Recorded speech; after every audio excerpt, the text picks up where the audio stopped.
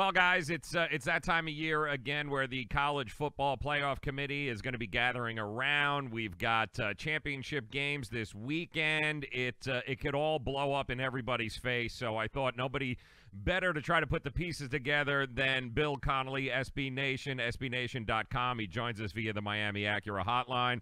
And, Bill, let's start first and foremost this week with some news that what is old is new again. And here we go. Mack Brown has been announced as the new head coach for the North Carolina Tar Heels. Larry Fedora was let go. I keep trying to look at this, Bill, and I've read what you've wrote, but to me this just feels lazy, and it feels like it's a money grab of sorts, like they're hoping he's going to go in there and be able to raise enough money as the head coach over the next year or so, and then there's no long-term plan here. It just feels lazy to me. Yeah, I mean, that's exactly what it is. He can raise money. He can hopefully recruit. We assume he can still recruit. And it's 3-4 years from now, you're going to be making another hire. It really was just well, it was confusing just because, I mean, they swooped in so quickly to get him when nobody else was fighting for him. But even beyond that, this is a weird market right now. This is a very good time to be making a hire if you are North Carolina, because there are no bigger names on the board right now. Auburn's apparently staying put. USC is staying put. We don't know about Ohio State yet, but they're not on the market yet at the very least. Right. And so this was a chance for them to go out and hire whoever they wanted to a certain degree, and they hired Mack Brown.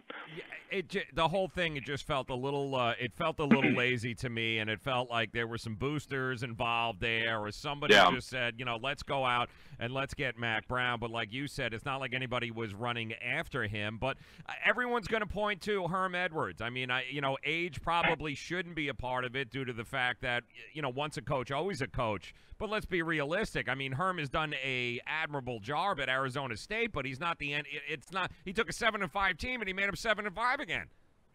Yeah, their record stayed the same. Their offense basically stayed the same. Their defense basically stayed the same.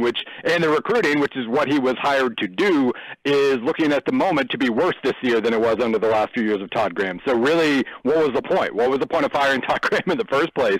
I know he's kind of a frustrating dude, but I mean, and Herm's probably a lot more fun to interact with. But otherwise, you just did a whole bunch of nothing there. So if that was the model, like basically, hey, we know we can get Mack Brown, and gosh, if Herm can go 7-5, then we can go 7-5. So they hired him immediately. It was just so strange. And it's not just Mack Brown in North Carolina. We've also seen Les Miles now will be back on the sidelines in Kansas. Mm-hmm. Now Les, I know, has been screaming and yelling for a while now. Les has wanted to coach. I wasn't really sure that Mack wanted to coach, but Les wanted to be back on the sidelines. But again, are we looking at a situation where you're going to have to make another change in a couple of years, or is this the final coaching job for Les Miles? Yeah, you would figure so. I mean, he's a little younger than Mack, but what, like 62, 64, something in that range. But the question for Les is just basically, can he actually move into the 2000s? Basically, like he's, as a Missouri guy, I kind of think back to Larry Smith and Gary Pinkel. Basically, before Missouri could land Gary Pinkel, they had to have Larry Smith go in there and just, as a veteran, spruce things up and go, okay, this is not up to speed. We got to get better here, raise some money, improve the facilities, and basically lay the groundwork for the next guy to be good. And that's really, I didn't really love the hire because it did feel kind of lazy too, and I don't know why we would think he could succeed in the Big 12 at that spot. I don't know why we're setting the bar that low, but at the same time, at least it's Kansas. North Carolina doesn't really have an excuse. They're 3 years away. They're removed from winning 11 games. Like they're not moribund in the same sense that Kansas is. So I'm going to cut Kansas a little more slack in that regard. Bill Connolly, SB Nation, joining us via the Miami Acura hotline. One other coaching of interest.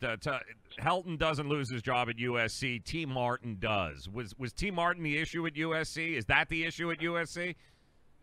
Well, it was an issue for sure. I mean, they were really, even last year, they were pretty disappointing compared to the talent they had. It really seemed, I was very confused because a lot of people were during the Tennessee head coaching job saying, why aren't they going after T. Martin? And it was, my initial response was because he's not very good at his current job.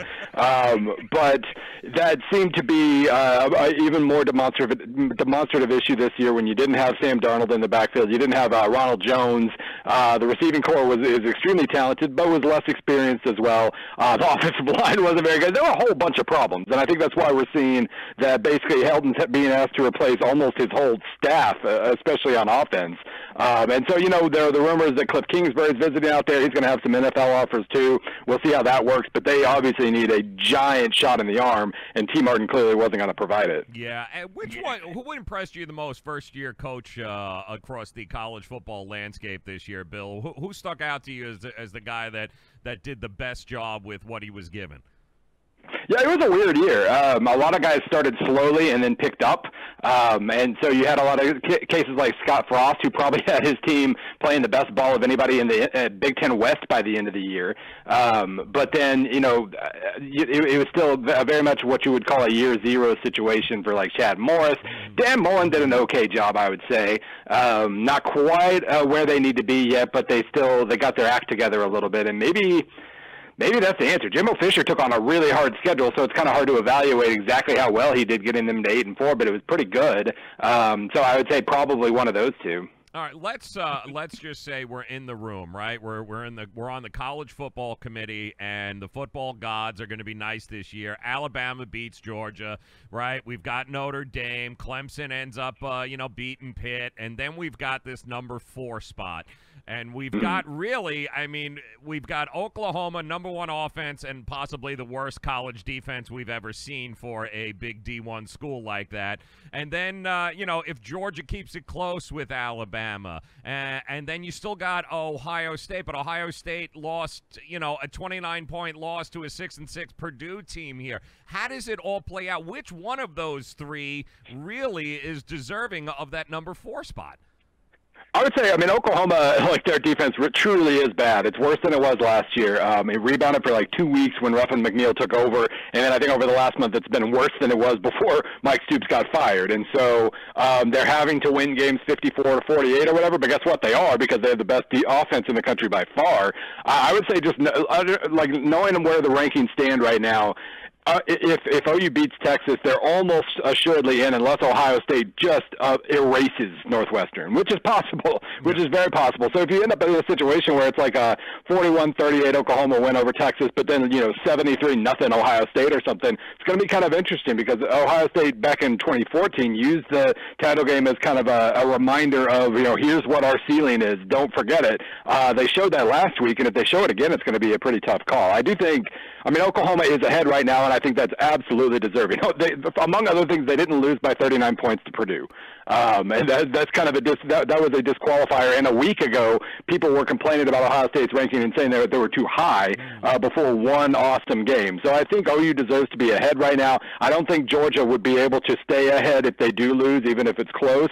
So it probably does come down to OU and Ohio State, and we'll see exactly what Ohio State can do. The longer Northwestern stays around, the more likely OU is to make it. Bill Connolly, SB Nation, SBNation.com, joining us. All right, now let's say the football gods give everyone the middle finger, and we've got, let's say Alabama beats Georgia by 50, Northwestern beats Ohio State, Texas ends up taking down Oklahoma, and Memphis beats UCF. What are we looking at here, Bill? Are we looking at a possible 2 or 3 loss LSU team in the mix then at that point?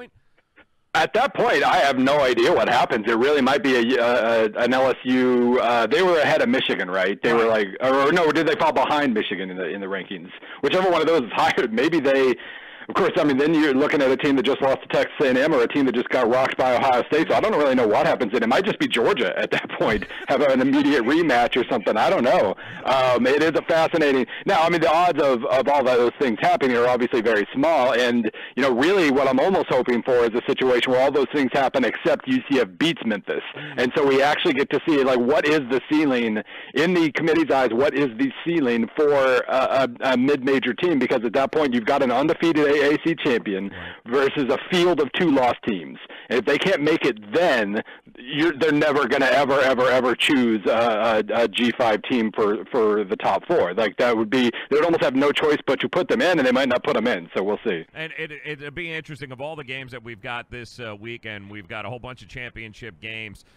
But some of the more intriguing ones, for instance, you got a few rematches. Fresno at Boise again. These are two schools that did battle just a couple of weeks ago. Boise State, for the first time since, you know, the 60s or whatever it was, it felt like they were actually a home underdog. It's probably not going to be that way now. I'm looking at the line, 2.5. They'll be a 2.5-point favorite instead. But this is an intriguing matchup to me because can Boise State do it again?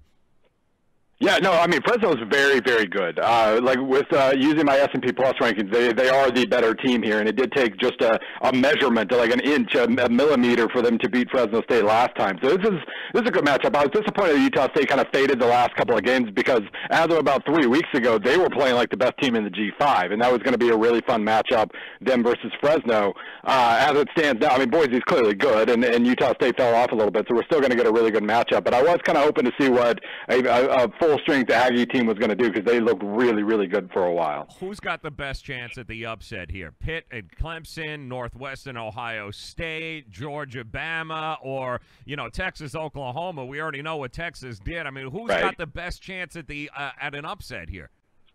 Well, I feel this is a lazy answer. I feel it's probably Texas, but they're also the smallest underdog of the bunch. And you know, Georgia's an interesting case right now because they really have been over the last month or so. They've been basically Alabama's equal, except they can't finish drives. Once they get inside the 10, they are the worst offense in the country, pretty much. So if they can figure out how to get the ball into the end zone when they have the chance, they're gonna be around for most of 4 quarters against Alabama. So that's going to be a really fun game. Of the two, like, more dramatic upsets, the Northwestern one and the Pitt one, I've gone back and forth on that. I do think that Clemson's clearly the more consistent team than Ohio State, and Northwestern very much knows the identity it wants to establish. They're just going to play defense and hog the ball and try to just wait for you to make a mistake. So it feels like Ohio State's in pretty good that's kind of a ripe situation for an upset if Ohio State has a letdown. But Pitt's just weird.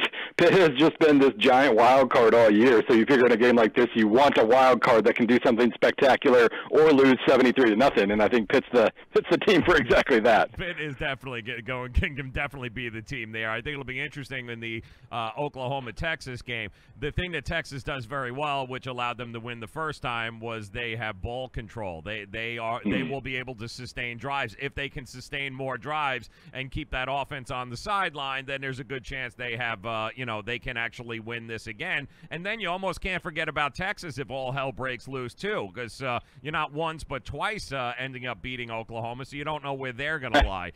The whole thing is just, once again, it comes down to the end of the year, and are we, Bill, in a couple of weeks, are we going to be screaming for an 18 playoff again?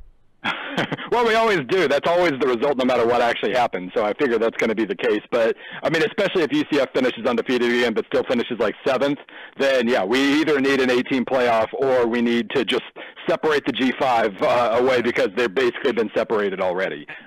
So that's the thing I'm most interested in, I think. And what is it? I mean, Bill, you tell us, man, because I've been going back and forth with this. Do we want, do we want as fans, as college football fans, do we want the 4 best or the 4 most deserving? Which ones do we want? I feel like, it's more fair to do the most deserving because, we tend to start thinking of teams like the quote-unquote best teams as the ones who played really well the last couple of weeks, and we start to ignore things like Ohio State getting absolutely crushed by Purdue and trying to lose to Maryland. Right. Suddenly they're only the team that crushed Michigan, and that's unfair to the teams that have been far more consistent over the course of the year. So I think it is a different answer. I think most deserving is more fair, and I think we want to see best because we want to see the best teams the way they were at the end of the year, hitting the postseason, and so that's always going to be a little bit of a tension there, I think. Yeah, recency bias is always a hard thing, especially with fans, because they always think the most recent thing that happened is they're the greatest. Ohio State, nobody can beat them right now. Well, we'll see what happens against Northwestern. All right, Bill Connolly, SBNation.com. Bill, tell us about the podcast. Tell us about what's going on with you. Well, we do have. We're still doing 2 to 3 shows a week of podcasting. Ain't played nobody. If you want a lot more thoughts on, or a lot more of my thoughts on Mac Brown, listen to yesterday's episode. But you can find that on iTunes or my Twitter account or wherever. And then the content is flowing at SB Nation right now for sure. This is the time of the year, especially with a kind of a boring season like we've had to a certain degree. Now we actually have stuff to talk about, so we're talking about it. Yeah, amen. Bill Connolly, SBNation.com. Follow follow him at SBN_BillC on Twitter. One of the best Twitter follows there is. Bill, thank you for your time, my friend. We'll do this again soon. Thank you.